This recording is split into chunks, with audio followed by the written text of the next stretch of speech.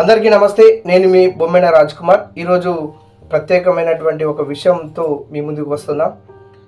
నేను ఈ మధ్య కాలంలో చూసినటువంటి ఒక మంచి సినిమా ఏదైనా ఉందంటే అది కోర్టు సినిమా.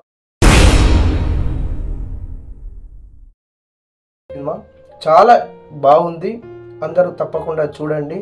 ఎందుకు ఇంత ప్రత్యేకంగా ఒక సినిమా గురించి నేను చెప్తున్నానంటే, ఈ సినిమాలో యువత గురించి తెలుసుకోవాల్సినటువంటి విషయాల మీద మంచి అవగాహన కల్పించే విధంగా చాలా గొప్పగా చిత్రీకరించారు దర్శకులు తేజ గారు.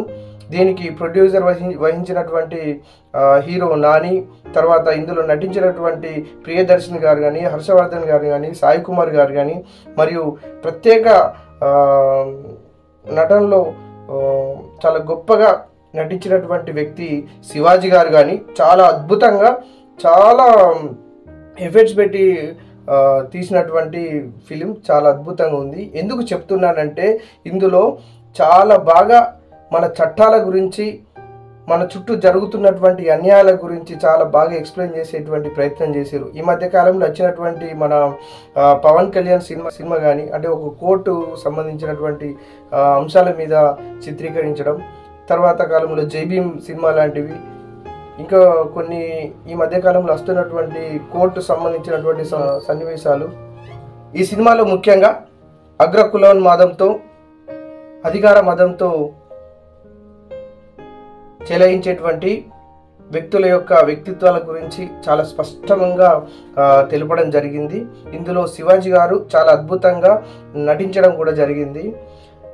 ఒక దళితులకు సంబంధించింది కానీ, ఒక ఆర్థిక పరంగా, సామాజిక పరంగా తక్కువ ఉన్నటువంటి జాతి కానీ, కులం కానీ, అగ్ర కుల ఉన్మాదం నుంచి జరుగుతున్నటువంటి దాడిని డబ్బు మదంతో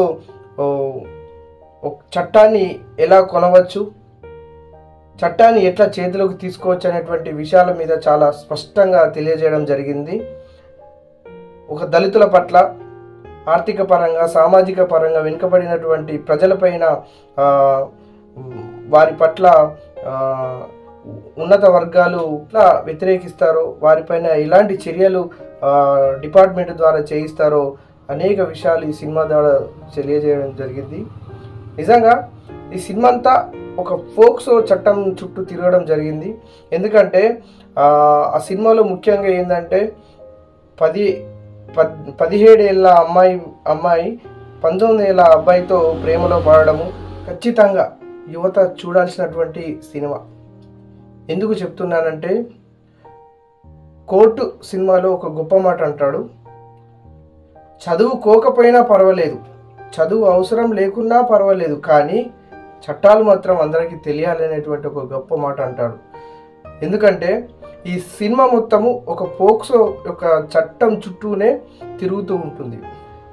ముందుగా ఈ నటించే వాళ్ళ గురించి చెప్పడం కాకుండా, ఈ సినిమా యొక్క గొప్పతనం ఏంటంటే, ఏదైనా ఇష్యూ మీద మాట్లాడేటువంటి అంశాలను ప్రజలకు తెలిసే విధంగా, చట్టాల గురించి అవగాహన కల్పించే విధంగా చెప్పినటువంటి విషయాలు అయితే చాలా బాగుంటాయి. తర్వాత కొన్ని సెక్షన్ల ద్వారా రాజ్యాంగం కల్పించినటువంటి కొన్ని హక్కుల గురించి చెప్పడము. తర్వాత ఇదంతా ఒక ఎత్తు అయితే, ఒక కుల ఉన్మాది,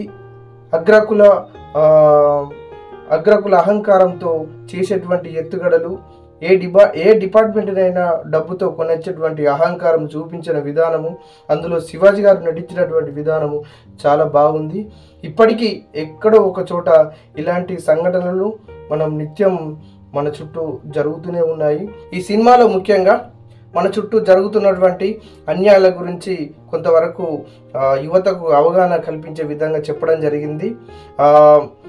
మైనర్ అయినటువంటి ఆడపిల్లలపైన కానీ జరిగేటువంటి అత్యాచారాలు కానీ, ఇంకేమైనటువంటి విషయాల మీద కూడా మరి ముఖ్యంగా ఈ సినిమాలో పోక్సో చట్టము దుర్వినియోగం చేయబడుతుందనేటువంటి అంశాన్ని కూడా లేవనెత్తడం జరిగింది.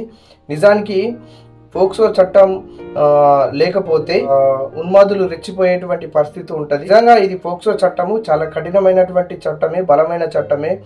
అయినప్పటికీ కూడా ఈ పోక్సో చట్టం ఉన్నప్పటికీ కూడా ఇంకా ఆడపిల్లలపైన అత్యాచారం జరగడము, వాళ్ళని హత్య చేయడము, నిజంగా నిత్యం ఎక్కడో చోట మన దేశంలో ఎక్కడో చోట ఈ సంఘటన జరుగుతున్నది. కాబట్టి ఈ పోక్సో చట్టాన్ని మరింత బలంగా చేయాలని ఈ సినిమా ద్వారా ఏం చేశారంటే చివరిగా ఇవ్వాల్సినటువంటి సమాచారము పూర్తిగా ఇవ్వలేరనిపించింది. పోక్సో చట్టము దుర్వినియోగం చేస్తున్నటువంటి అంశాన్ని పదే పదే లేవనెత్తడం జరిగింది. కానీ పోక్సో చట్టం లేకపోతే ఇంకా ఎన్ని ఇబ్బందులు వస్తాయి, ఆడపిల్లలకి ఇంకా రక్షణ లేకుండా పోతుంది అనేటువంటి అంశాన్ని కూడా మనం తెలుసుకోవాలి. పోక్సో చట్టం ఉండాలి, కానీ దానిని నీరుగార్చే ప్రయత్నము ఎలా జరుగుతుంది అనేటువంటి విషయాల గురించి కూడా మనం తెలుసుకోవాలి. దాన్ని ఇంకా కఠినంగా చేసేటువంటి ప్రయత్నం కూడా చేయాలనేటువంటి వాదన మనం అంతా వినిపించాలి. నిజానికి చెప్పాలంటే ఈ సినిమా చాలా అంటే చాలా బాగుంది. యువత చూడాల్సిన సినిమా, ప్రతి ఒక్కరు చూడాల్సిన సినిమా. ఇందులో చట్టాల గురించి చాలా అద్భుతంగా మాట్లాడడం జరిగింది. ఒక కోర్టు లోపల జరిగేటువంటి విషయాలు ఎలా జడ్జి గారు, తర్వాత అక్కడ ఉన్నటువంటి అడ్వకేట్స్, తర్వాత అక్కడ ఉన్నటువంటి సాక్షులుగా చెప్పొచ్చిన వాళ్ళు ఎవరైతే వ్యక్తులు ఉన్నారో ఎలా చెప్తారు, ఎలా అడుగుతారు, వారి యొక్క ఏమేమి విషయాలు అక్కడ చర్చించబడతాయి ఒక అంశం మీద అనేటువంటి విషయం చాలా స్పష్టంగా, చాలా నీట్గా, ఎక్కడ ఎలాంటి పొరపాటు లేకుండా చాలా స్పష్టంగా చూపించారు.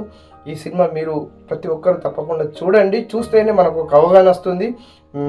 నాకు కూడా ఈ సినిమా చూసిన తర్వాత ఒక అవగాహన వచ్చింది. కానీ పూర్తి స్థాయిలో ఒక సమాచారం ఇవ్వలేదనేటువంటి ఒక అంశాన్ని మాత్రము నేను ఇక్కడ లేవనెత్తుతున్నా. ఎందుకంటే పదే పోక్సో చట్టము దుర్వినియోగం చేస్తున్నారనేటువంటి అంశాన్ని కాకుండా పోక్సో చట్టము బలంగా ఉంటే ఇంకా ఆడపిల్లలకు మరింత రక్షణగా ఉంటుంది, ఈ తప్పు చేయడానికి కూడా భయపడతారు అని చెప్పేటువంటి విషయాన్ని కూడా మనం ముందుకు తీసుకొస్తే బాగుంటుంది. ఈ సినిమాలో ఏంటంటే ఈ పోక్సో చట్టము అంటే బలవంతంగా ఈ పోక్సో చట్టాన్ని అబ్బాయి పైన పెట్టడం ద్వారా అక్కడ జరిగినటువంటి సన్నివేశాలను చూపించడము, చెప్పడము, వివరించడం అనేటువంటి జరిగింది. కాకపోతే మనం చూస్తున్నటువంటి సమాజంలో చాలా మట్టుకు ఇలాంటివి కాకుండా చాలా నిజంగా జరిగినటువంటి అంశాలు కూడా ఉంటాయి. వాటిని మనం గుర్తించాలి, ఈ సమాజానికి తెలియజేయాలి. ఇలాంటి పోక్సో చట్టాలు మరింత బలంగా ఉండి ఆడపిల్లలను రక్షించుకునే విధంగా మనం ఉండాలని చెప్తూ థ్యాంక్ యూ ఫర్ వాచింగ్. నమస్కారం.